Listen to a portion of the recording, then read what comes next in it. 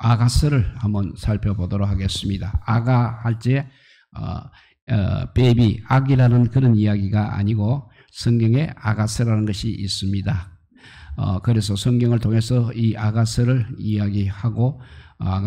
이야기하고자 합니다. 먼저 아가의 뜻을 살펴보겠습니다. 한자로 되어 있습니다. 아자는 우아하다 혹은 고상하다는 뜻을 가지고 있습니다. 가는 우리가 잘 아는 노래입니다. 노래 가자입니다. 그러므로 우아하고 고상한 노래다라는 뜻이 되겠습니다. 그런데 아가서는 쉽게 말해서 무대에서 사용되는 희곡, 대본을 그렇게 생각하시면 쉽게 이해가 됩니다. 무대에서 배우들이 나와서 연극을 하게 됩니다.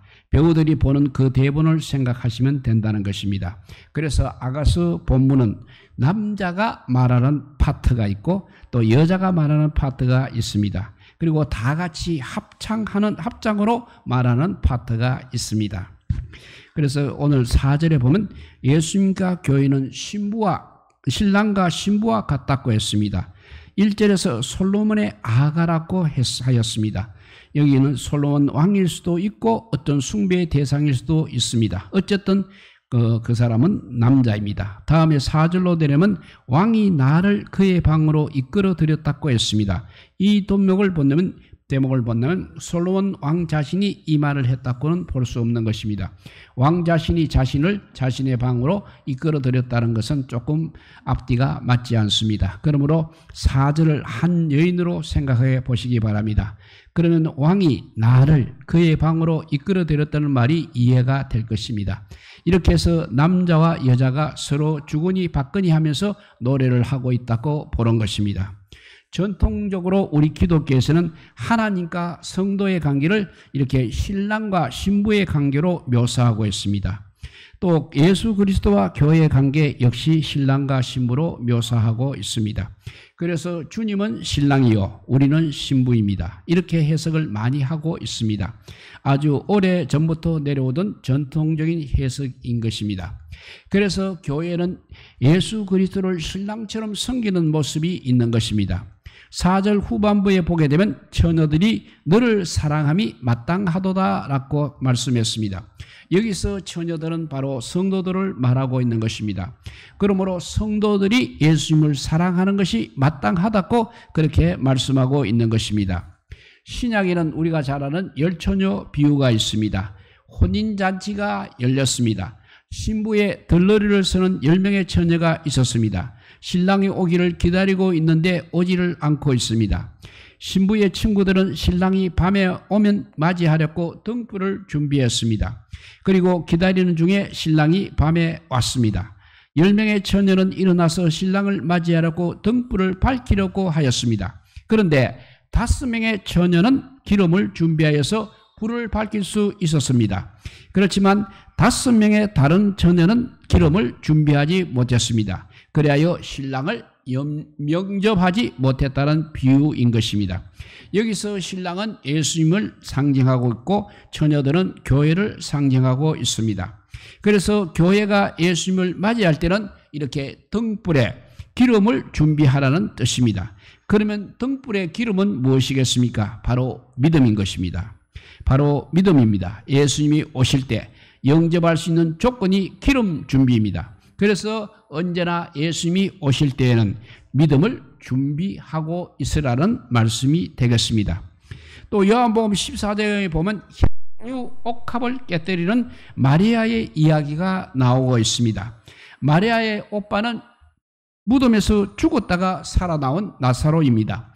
예수님께서 베다니 마리아 집에 오셨습니다. 죽었다가 살아난 오빠 나사로는 예수님의 제자들과 함께 방 안에 앉아 있었습니다.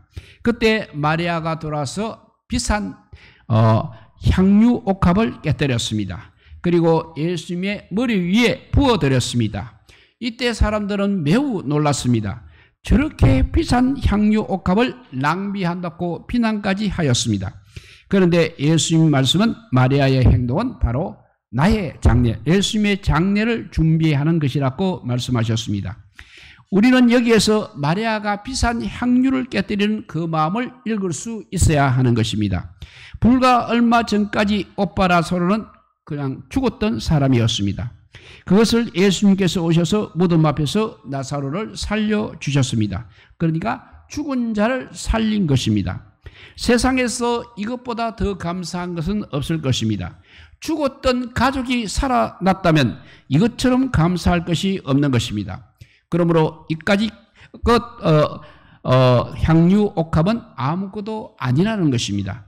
예수님의 큰 사랑 앞에 향유 옥합은 그리 큰 것이 아니라는 말씀인 것입니다. 그러므로 마리아는 향유 옥합을 이렇게 부어 드렸던 것입니다.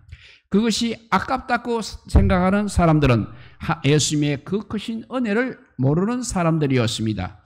예수님의 사랑을 모르고 예수님의 은혜를 모르는 사람들은 무엇이든지 늘 아까운 것입니다.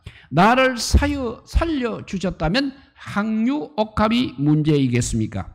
그보다도 더한 것도 드릴 수 있다는 것입니다. 그래서 성경 말씀에도 보면 많은 사함을 받은 사람은 많이 사랑하고 적게 사함을 받은 사람은 적게 사랑한다는 말씀이 있는 것입니다. 우리는 예수님을 될수록 많이 사랑해야 할 줄로 믿습니다. 우리는 예수님의 사랑으로 바로 이 자리에 앉아 있는 것입니다. 하나님께서 나를 택하여 주셨다는 것은 정말 감사한 일입니다. 주님께서 나를 거름더미에서 건져서 구원시켜 주셨습니다. 세상에서 갈 바를 알지 못하고 방황하는 나를 이렇게 불러서 주의 종으로 삼아 주신 것입니다. 오늘날 이렇게 일꾼으로 만들어 주셨습니다. 이 모든 것이 예수님의 사랑인 것입니다. 그러므로 우리는 그분의 부름에 감사하고 그분의 구원에 항상 감사해야 하는 것입니다. 그러므로 우리는 아가서에서 부른 처녀들의 찬송을 우리도 불러야 하는 것입니다. 예수님과 우리는 신혼부부처럼 항상 뜨거워야 하는 것입니다. 그것이 예수님을 향한 사랑이 되겠습니다. 예수님을 열심히 사랑하시는 우리 모든 성도들이 다 되시기 바랍니다. 이렇게 예수님과 교회는 신랑과 신부와 같다고 했습니다. 두 번째 5절에 보니까 맡은 바 구할 것은 충성이라는 말씀을 하고 있습니다. 5절 초반주에 보면 예루살렘의 딸들아 내가 비록 검으나 했습니다. 이 말씀을 바탕으로 해서 어떤 분들은 솔로몬 왕의 피부가 검다고 설교를 하기도 합니다. 그런데 주석을 자세히 살펴보면 솔로몬 왕의 피부가 검었다는 이야기가 아닌 것입니다. 지금 이 부분은 여자들이 말하고 있는 내용입니다. 예루살렘의 딸들아 하면서 여자들이 지금 말을 하고 있는 것입니다. 내가 비록 검으나 아름답다고 했습니다. 그리고 계달의 장막 같을지라도 솔로몬의 휘장과도 같다고 했습니다. 여기서 계달의 장막이라는 것은 광야의 유목 민족인 계달이라는 민족이 있었습니다.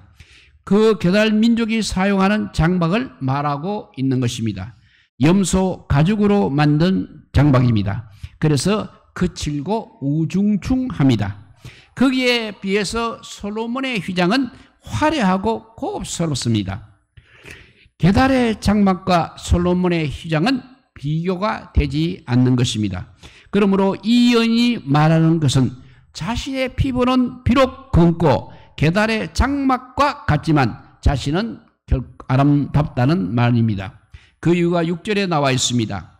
햇빛에 쬐어서 거무술에 하다는 것입니다. 햇빛에 탔다는 그 이야기는 낮에도 열심히 일을 했다는 이야기입니다. 그러므로 이 여인은 낮에 뜨거운 태양 아래서도 열심히 자신에게 맡겨진 일을 다해 충성했다는 말씀입니다.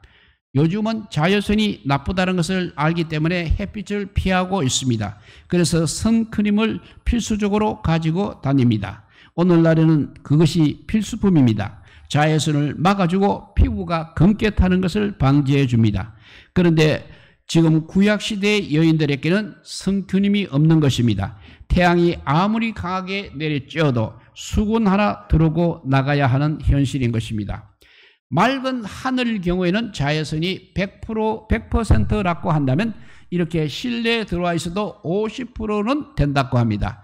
커튼을 쳐놓고 어둡게 해도 방 안은 20% 이상의 자외선이 있다고 합니다. 그러니까 항상 자외선에 신경을 써야 하는 것입니다. 오늘 본문에서 여인의 피부가 검게 된 것은 자신의 맡은 바 사명을 충실하게 감당했기 때문에 검게 되었다는 것입니다. 그러므로 자신을 그렇게 헐켜보지 말라는 것입니다. 그리고 자신은 아름답다는 것입니다. 겉모습만 보고 판단하지 말라고 하는 것입니다. 검게 그을린 피부야말로 열심히 충성한 흔적인 것입니다. 그러므로 자신은 아름답고 계달의 장막이 아니라 솔로몬의 휘장과 같다는 말씀을 하고 있는 것입니다. 잠언에 보면 또 누가 현숙한 여인을 찾아 얻겠느냐고 하면서 현숙한 여인의 모습을 보여주고 있습니다.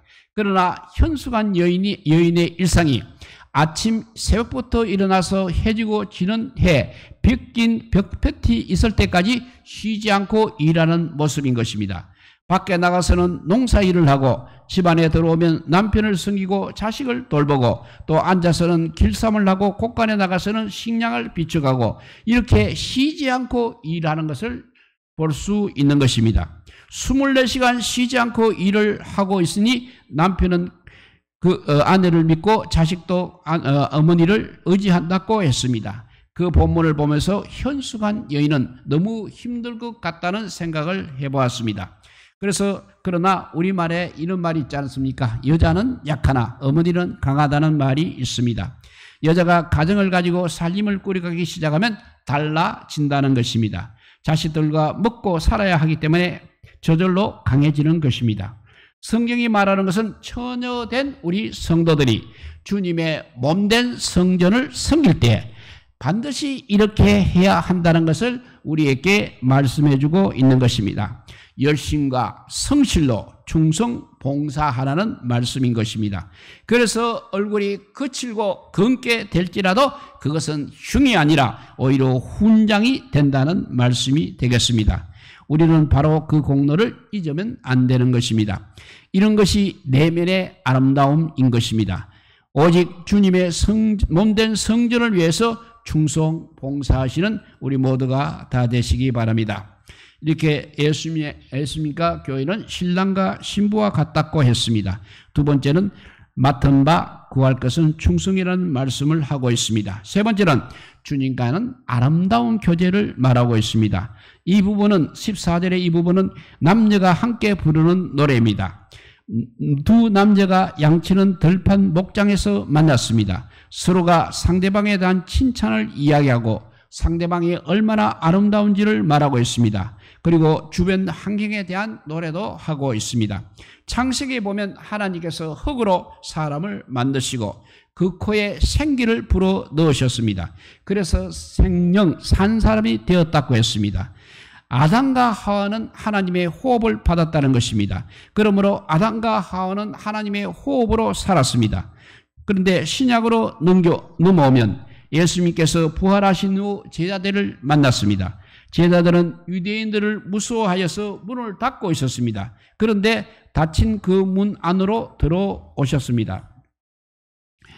그리고 못 박힌 손과 창자국 난 옆구리를 보여주셨습니다. 그리고 하신 행동이 제자들을 향하여 숨을 내쉬었다고 했습니다. 그리고 말씀하시기를 성령을 받아라 말씀하셨습니다. 그러므로 구약이나 신약이나 동일하게 말하고 있는 것은 우리는 하나님의 영, 하나님의 호흡을 받아야 한다는 것입니다. 교제는 바로 이것을 주고받는 것입니다. 하나님의 숨을 받는 것입니다. 우리는 주님과의 교제에서 주님의 그 숨을 받아야 하는 것입니다. 이것이 우리 주님과의 교제 목적인 것입니다. 오늘도 우리가 나와서 예배를 드리고 있습니다. 이것은 바로 주님과 교제를 하는 것입니다. 그리고 우리는 주님이 주시는 호흡을 받고 있는 것입니다. 그 호흡 속에 생명이 있는 것입니다. 주님의 호흡 속에는 이렇게 기쁨이 있고 감사가 있습니다. 회복이 있습니다. 그것을 그래서 행복을 느끼며 찬양을 하는 것입니다. 이것이 바로 우리 주님과의 교제인 것입니다. 주님과 아름다운 교제를 항상 나누고 살아가는 우리 모두가 다 되시기를 주님의 이름으로 축복드립니다. 기도하겠습니다. 사랑의 하나님 감사합니다. 이 무더운 날씨 속에서도 우리가 이렇게 예배를 꾸준히 할 수 있게 하여 주시니 감사합니다.